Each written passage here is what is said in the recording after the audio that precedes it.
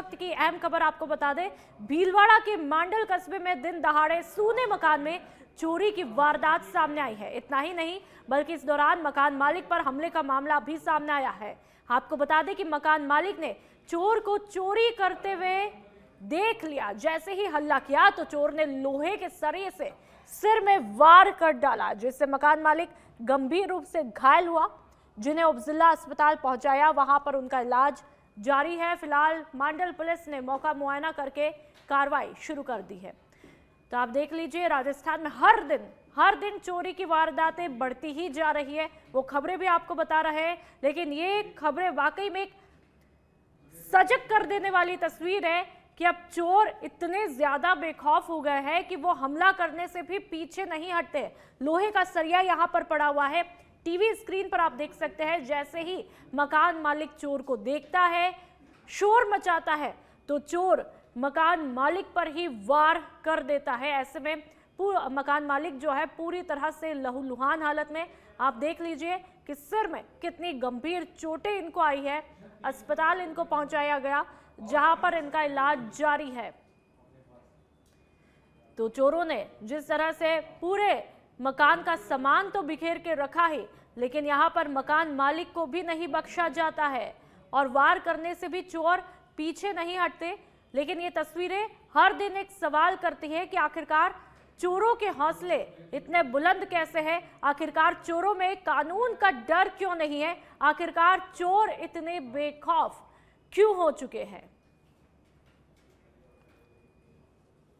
गया घर के अंदर बर्तनों की आवाज आ रही थी, तो मैंने किवाड़ खोले। जैसे ही अंदर से मतलब एक आदमी खड़ा था, सामान इधर उधर बिखरे हुए थे। मैंने कहा यह क्या कर रहा था? उस डायरेक्ट सरिया निकाल के मेरे सिर पे मार दिया और उसको रोकने की बहुत कोशिश करी, मगर मेरे को बंद करके वो भाग गया। मैं भाग से घर पे गया। और अब बात बांसवाड़ा की, जहां पर कुशलगढ़ थाना क्षेत्र के बालदिया में जहरीले सांप के काटने से 3 बच्चों की मां की मौत हो गई। महिला खाना बनाने के लिए घर के अंदर लकड़ी लेने गई थी। इसी दौरान उसे जहरीले सांप ने काटा। परिजन तत्काल उसे जिला अस्पताल लेकर के पहुंचते हैं, जहां पर इलाज के दौरान उनकी मौत हुई। पुलिस ने शव को मोर्चरी में रखवाया है। तो बेहद दुखद खबर, जहां पर बच्चों के सर से एक मां का साया छीन जाता है एक सांप के काटने के चलते। और ऐसे में परिवार के तमाम लोग गमजदा हैं। उस महिला को क्या पता था कि वो अपने बच्चों के लिए, एक मां को क्या पता था कि वो अपने बच्चों के लिए खाना बनाने जा रही है, उनको अपने हाथों से खाने का निवाला खिलाएगी, लेकिन एक पल में जिंदगी एक झटके में खत्म हो जाती है एक सांप के काटने से। तो आप इस माहौल को देखकर ही समझ सकते हैं कि किस तरह से परिवार के तमाम लोग यहाँ पर गमजदा हैं। खाना बनाने के लिए गई थी सर, लकड़ी लेने के लिए, ले जलाने के लिए, तो फिर तुरंत सांप ने काट लिया। तुरंत मैंने गाड़ी वाला को फ़ोन किया, गाड़ी आई, तुरंत अस्पताल लेके आए। इसमें घटना हो गई सर। क्या खाना बनाने के लिए गई थी सर, लकड़ी लेने के लिए, ले जलाने के लिए, तो फिर तुरंत सांप ने काट लिया। राजस्थान के पूर्व विधानसभा अध्यक्ष और भरतपुर के वरिष्ठ नेता गिरिराज प्रसाद तिवारी का 105 साल की आयु में निधन हुआ। उनके निधन की खबर से पूरे राज्य में शोक की लहर है। मुख्यमंत्री भजनलाल शर्मा ने पूर्व विधानसभा अध्यक्ष गिरिराज प्रसाद तिवारी के अंतिम संस्कार में शामिल होकर उन्हें श्रद्धांजलि दी।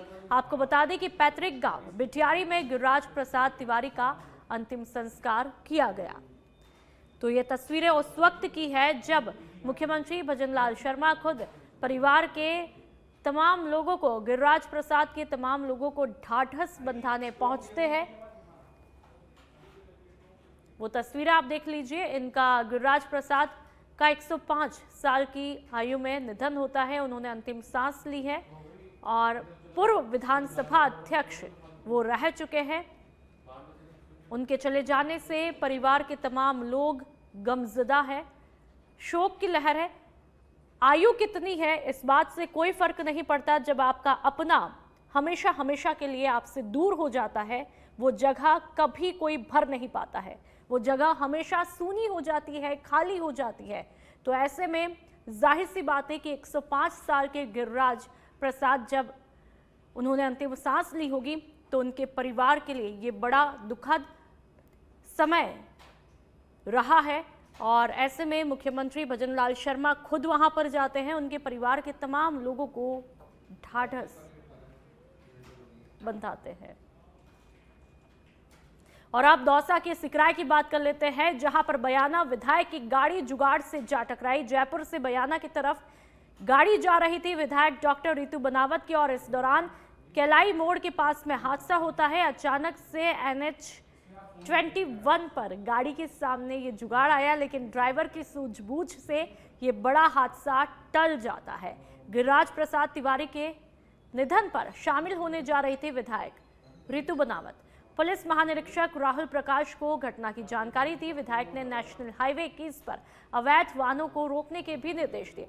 विधायक की गाड़ी पर एक साइड से, ये देखिए तस्वीरें आप देख लीजिए, लगातार गाड़ी की हम तस्वीरें दिखा रहे हैं कि गाड़ी क्षतिग्रस्त हो जाती है, एक साइड से होती है।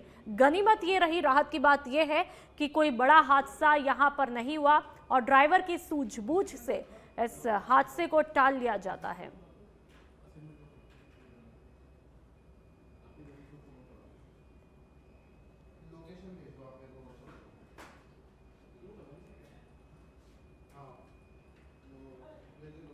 तो लगातार तस्वीरें आप देख सकते हैं, रितु बनावत की गाड़ी साइड से क्षतिग्रस्त हो जाती है। पूर्व विधायक गिरिराज प्रसाद के उनको श्रद्धांजलि देने पहुंचने जा रही होती, लेकिन उससे पहले ये तस्वीरें।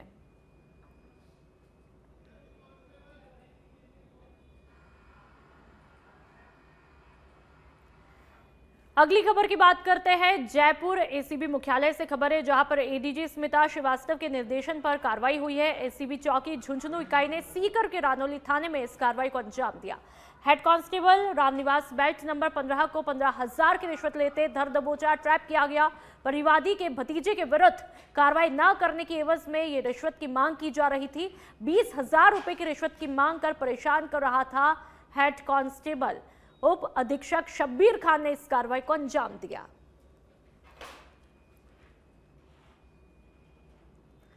तो इस कार्रवाई को जिस तरह से अंजाम दिया गया, लगातार तस्वीरें आप देख सकते हैं। 20,000 रुपए की रिश्वत की मांग करके परेशान यहां पर किया जा रहा था और आखिरकार एसीबी ने अब धर दबोचा है। और ज्यादा जानकारी के लिए फोन लाइन पर राकेश दाधीच हमारे साथ में संवाददाता जुड़ चुके हैं। राकेश, कब कैसे एसीबी ने इस कार्रवाई को अंजाम दिया था और फिलहाल अभी क्या कुछ कार्रवाई चल रही है? झुंझुनू इकाई से संपर्क किया था और पूरे मामले को बताया था कि किस तरह से जो हेड कांस्टेबल है वो रिश्वत की मांग कर रहा है।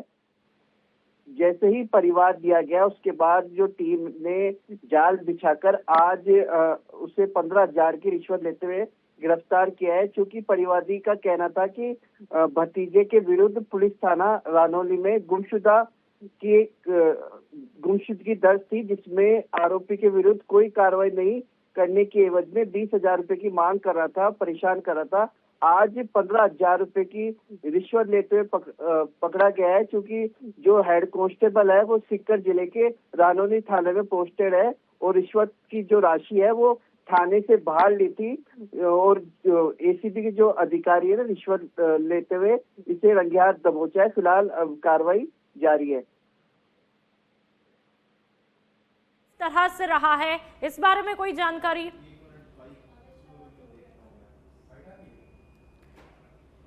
राकेश, आप मुझे सुन पा रहे हैं? चलिए एक बार फिर से जुड़ने की कोशिश करेंगे, लेकिन एसीबी ने जिस तरह से इस कार्रवाई को अंजाम दिया है वो भी देखा और फिलहाल अभी कार्रवाई की जा रही है। पहले 15,000 रुपए की मांग की, फिर 20,000 रुपए, यानी कि 2 बार मांग की है और पिछला रिकॉर्ड क्या कुछ रहा उस पर भी आपको अपडेट देंगे।